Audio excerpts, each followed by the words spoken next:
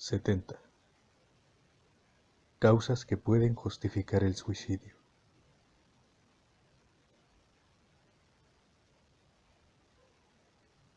Después de largo tiempo he visto de nuevo tu querida Pompeya.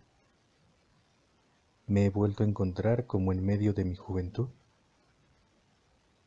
Todo cuanto en ella había realizado durante mis años mozos, me parecía que aún podía realizarlo y que poco antes lo había realizado.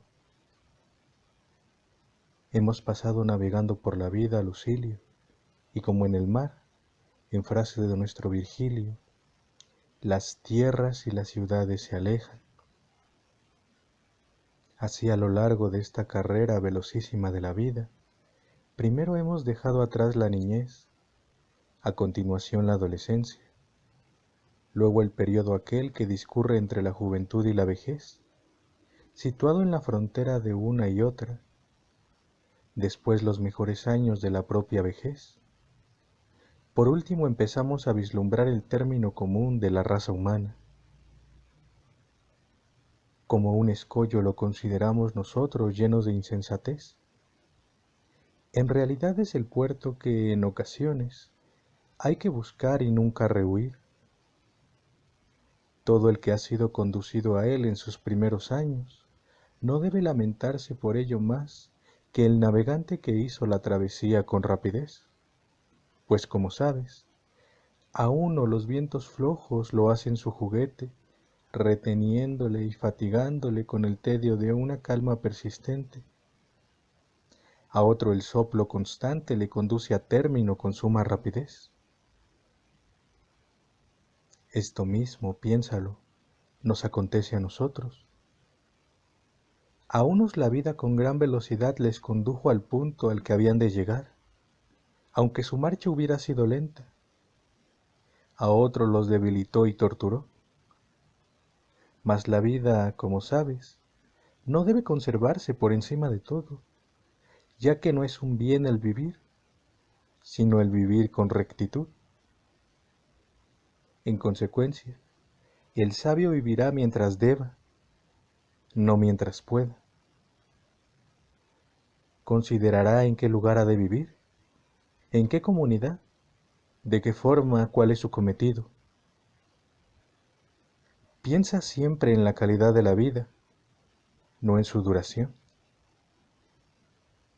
Si le sobrevienen muchas contrariedades que perturban su quietud, abandona su puesto. Y esta conducta no la adopta tan solo en caso de necesidad extrema, sino que tan pronto como la fortuna comienza a inspirarle recelo, examina atentamente si no es aquel el momento de terminar. Considera sin importancia alguna darse la muerte o recibirla. Que ésta acontezca más pronto o más tarde, no la teme como una gran pérdida. Nadie puede perder mucho cuando el agua se escurre gota a gota. Morir más pronto o más tarde no es la cuestión. Morir bien o mal, esa es la cuestión. Pero morir bien supone evitar el riesgo de vivir mal.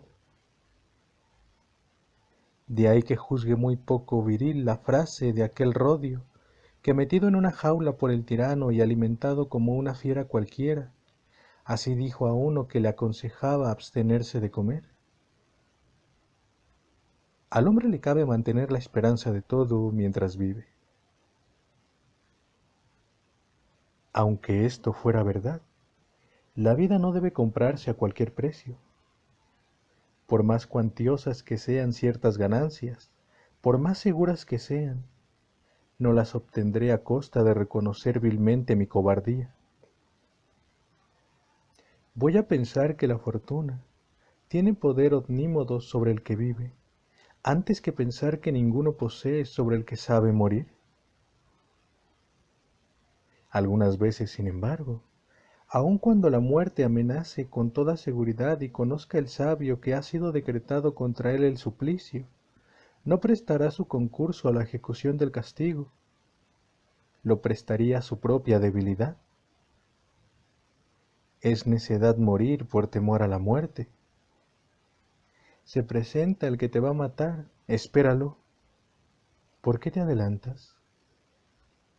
¿Por qué te conviertes en ejecutor de la crueldad ajena? ¿Acaso envidias a tu verdugo o le compadeces? Sócrates pudo acabar con su vida dejando de comer y sucumbir por inanición antes que por envenenamiento. Con todo, pasó 30 días en la cárcel a la espera de la muerte, no porque pensase que todo era posible y que tan larga dilación daba cabida a muchas esperanzas, sino para someterse a las leyes, para hacer fruir a sus amigos del Sócrates de los postreros momentos.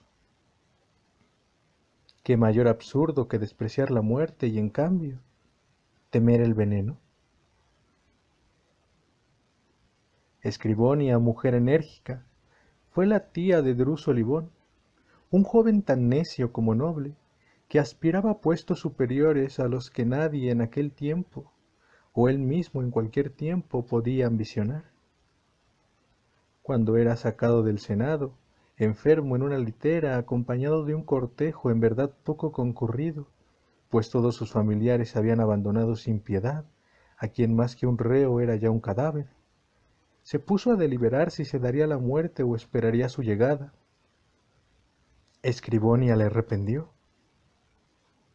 ¿Por qué te complaces en llevar a cabo un asunto que te es ajeno? Pero no logró convencerle. Él se quitó la vida y con toda razón, porque quien a los 3 o 4 días va a morir por decisión del enemigo, si prolonga la vida, cumple el cometido de otro. Así que no se puede decidir de forma general si hemos de anticiparnos a la muerte o aguardar su venida. En el caso de que una violencia externa nos conmine con ella, existen diversas circunstancias que pueden decidirnos por una u otra alternativa. Si se nos da la opción entre una muerte dolorosa y otra sencilla y apacible, ¿por qué no escoger esta última? Del mismo modo que elegir la nave en que navegar y la casa en que habitar, así también la muerte con que salir de la vida. Por otra parte, así como no siempre es mejor la vida más larga, así resulta siempre peor la muerte que más se prolonga.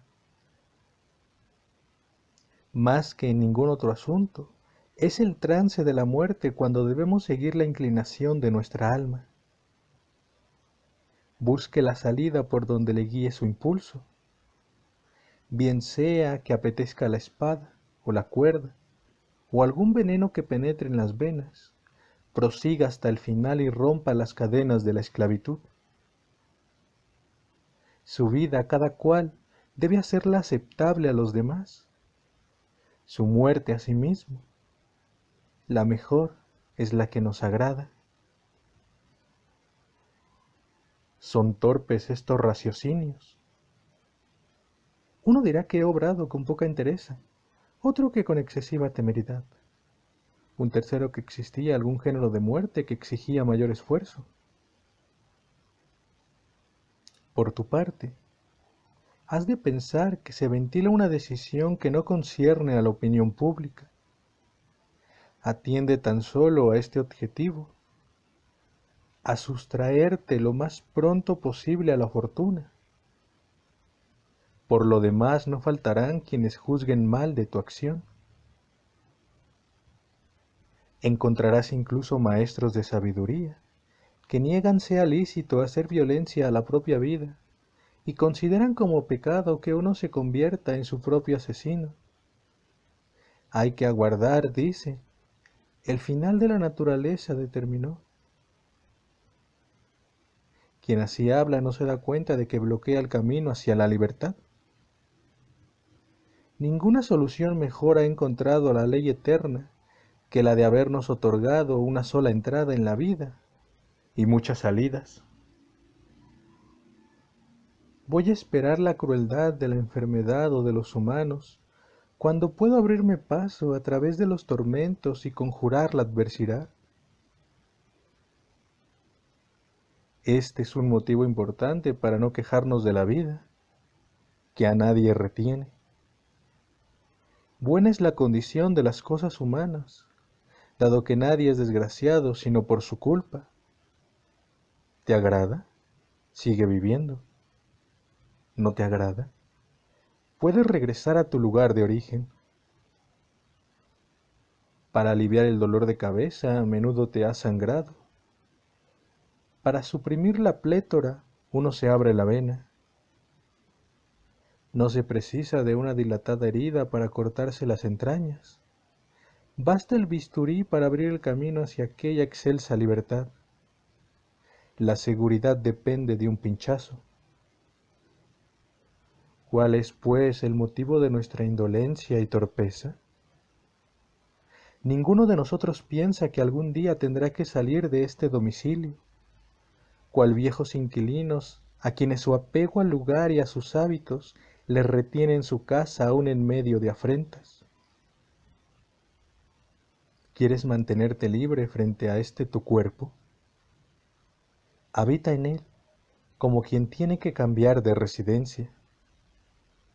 Recuerda que algún día te verás privado de ese consorcio. Te harás más fuerte ante la necesidad de partir.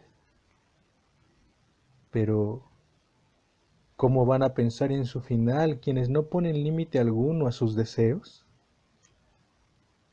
Para ningún otro asunto es tan necesaria la preparación, ya que en otros casos puede que el adiestramiento resulte superfluo. El alma se ha preparado para la pobreza.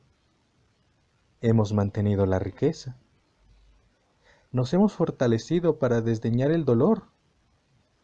La prueba de esta virtud jamás nos la exigirá el vigor de nuestro cuerpo robusto y sano. Nos aleccionamos para soportar con firmeza la nostalgia de los seres queridos.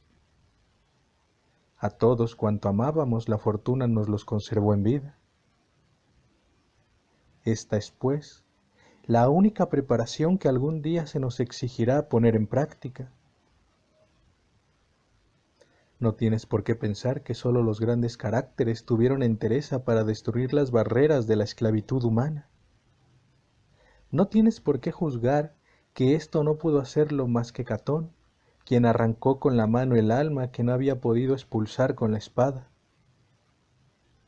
Hombres de ínfima condición con un poderoso impulso alcanzaron el lugar seguro, puesto que no les era posible morir a su gusto ni escoger conforme a su deseo los instrumentos de muerte. Arrebataron cualquier objeto a su alcance, y aquello que no era nocivo por naturaleza lo transformaron con su violencia en dardo mortífero. Poco ha, durante una lucha de gladiadores con las fieras, uno de los germanos que iba a participar en el espectáculo matinal se retiró al excusado para evacuar. A ningún otro lugar reservado se le permitía ir sin la escolta. Allí, el palo que adherido a una esponja se emplea para limpiar la impureza del cuerpo, lo embutió todo entero en la garganta, con lo que, obstruidas las fauces, se ahogó. Acto este que supuso un escarnio para la muerte.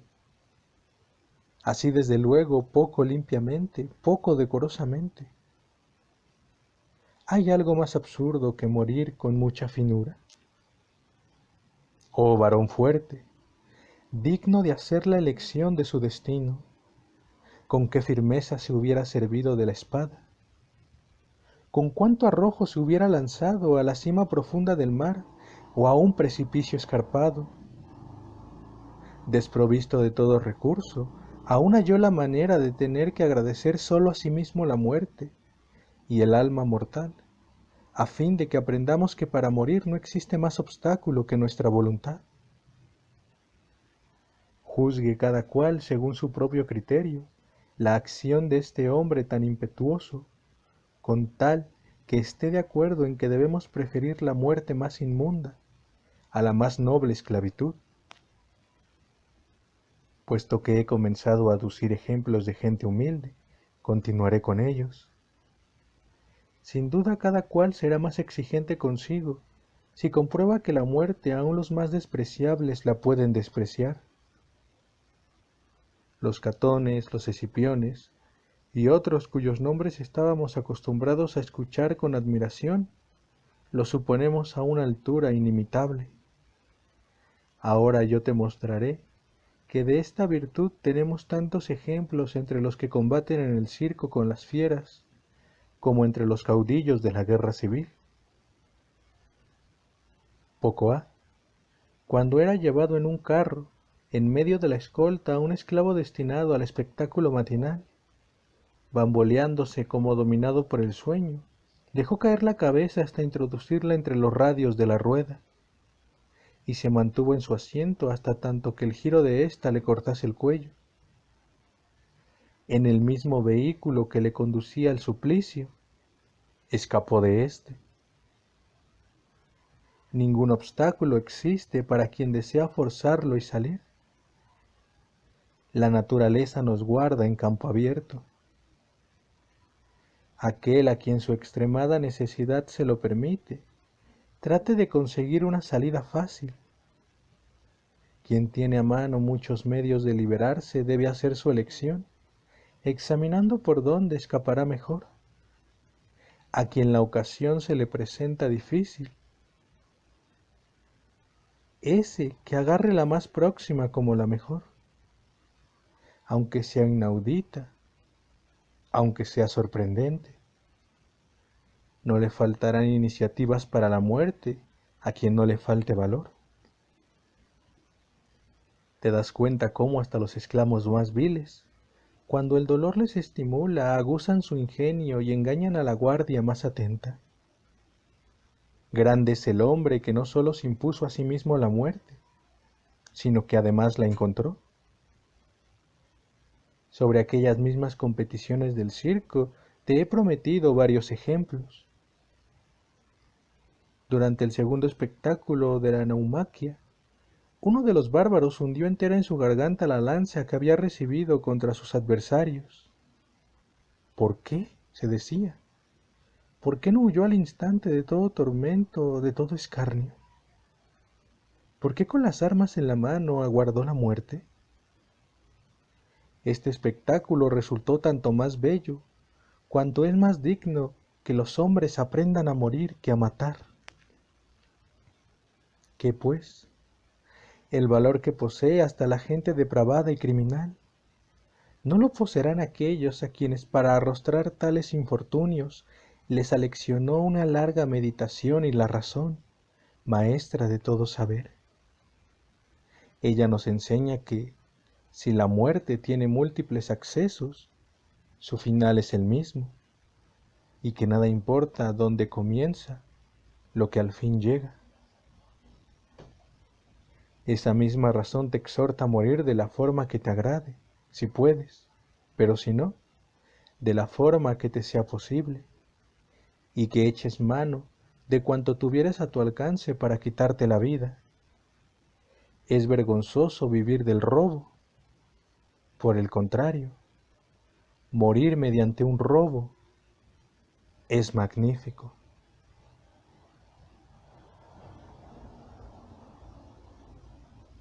Ten salud.